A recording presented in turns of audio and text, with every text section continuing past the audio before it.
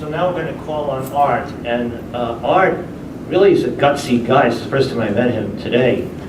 But just picture this. We've evolved from the point where there were no tools to each semiconductor company had their own tools, and Art comes up with the idea, we'll make general purpose tools available.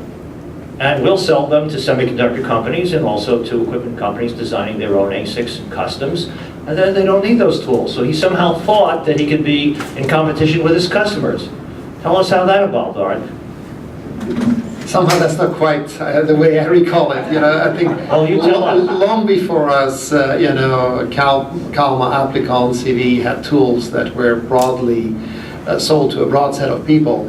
I think really what happened in that late 1980s is sort of something that Suhas alluded to by saying, once you have tape out, the die is cast. Because tape out is what I like to call a techonomic agreement. It's a technical agreement that the description of the tape out is sufficient for somebody to manufacture it and give you back something that does what it's supposed to do. It's an economic agreement because the notion of a foundry is essentially a disaggregation of the value chain, meaning suddenly you have a horizontal firm that fabricates for you and for you and for you, doesn't care who it is as long as you pay, and will provide you back a value, and they optimize that. And so that interface, the tape-out interface, is, I think, the singular most important interface there is in levels of abstraction description. It is between design and manufacturing. And what made that possible were primarily two things. One is automatic place and route systems. And initially they may have been more or less complex, they may have been compilers, do everything, and then they became very streamlined with cell arrays or gate arrays. And then the second thing is some degree of ERC, DRC checking, that actually there were no mistakes, because we're talking about a lot of transistors. So that's verification? And that would be called physical verification, still today. Still one of the big programs today. In the old days, when Mr. Kaiten and I worked at National, verification was done by hand. It was called yellow lining, and you had some guy, you had two guys. One would sit here and would say, yeah, gate so-and-so, and the other guy with a yellow line would trace it. I remember it. And if at the end there were some yellow lines missing, you knew you had a problem, and God help you. So the fundamental transition, I think, is that notion that there was a world of design on a computer, and there was a world of manufacturing, and the interface was extremely well defined.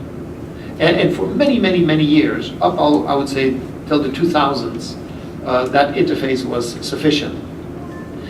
And that suddenly enabled something else, which is take the physical design and say, well, what if we abstracted that one step further into the logic level?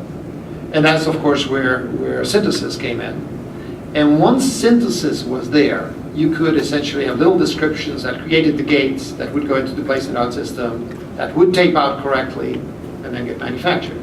Well, if you can do a few gates, you can do a few more.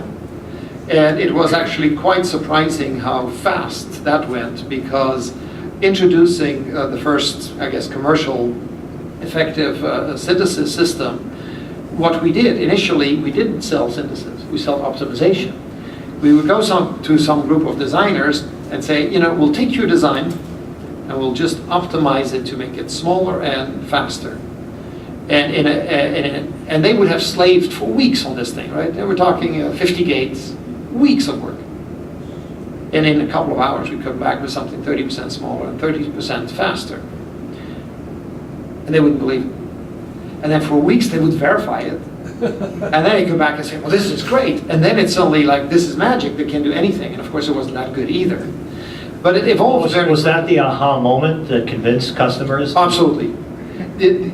They needed to see their own pain reflected into automation, because otherwise they had no sense of how good is it. You know, if you just write an equation, you get 137 gates. And again, this is because a computer could cope with the complexity, whereas a human couldn't. Yes, because underneath all of our stories, of course, is the evolution of computation that has also multiple bumps.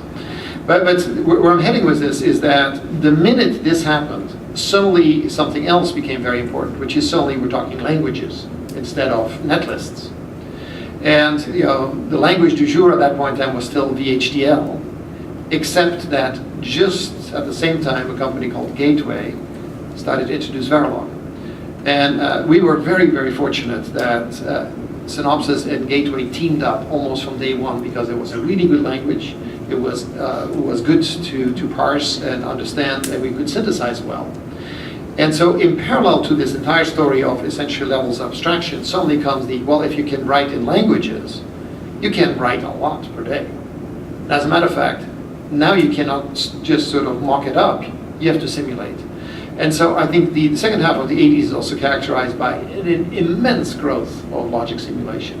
There were multiple languages to do that, multiple providers, but by the time we're entering the 90s, everything gets simulated, large portions get synthesized. And yes, in the early 90s, there were still a number of customers that had substantial homegrown systems. And of course, standing out at that point was Intel, IBM, AT&T, Bell Labs, and then a number of the Japanese. By the end of the 90s, almost nobody had anything left except Intel. And by the mid-2010s, they're using commercial tools. Amazing. So from first-hand experience, I can tell you that throughout the 70s and the early 80s, all the semiconductor companies would either do logic simulation using their own programs and tools, or in one case, which I actually designed, an emulator. Not a simulator, but an actual emulator, because we didn't think the simulator could get the timing right.